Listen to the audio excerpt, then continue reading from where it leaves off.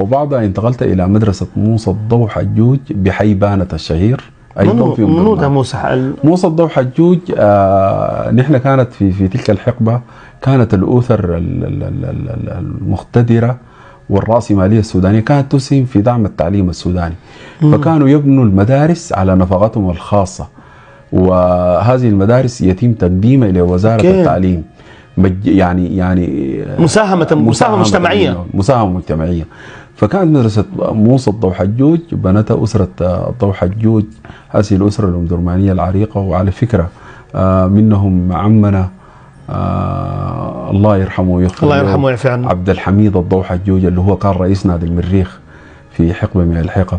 وأسرة الضو حجوج قدمت لأمدرمان الكثير، قدمت مدرسة موسى الضو حجوج الثانوية، وقدمت مدرسة الضو حجوج الثانوية بنات، وقدمت مركز الضو حجوج الصحي.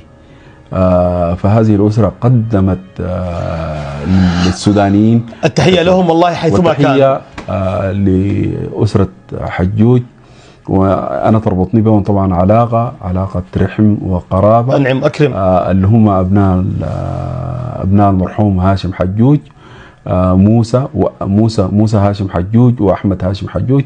والدتهم عليها رحمة الله هي يعني كدرجة قرابة هي عمتنا.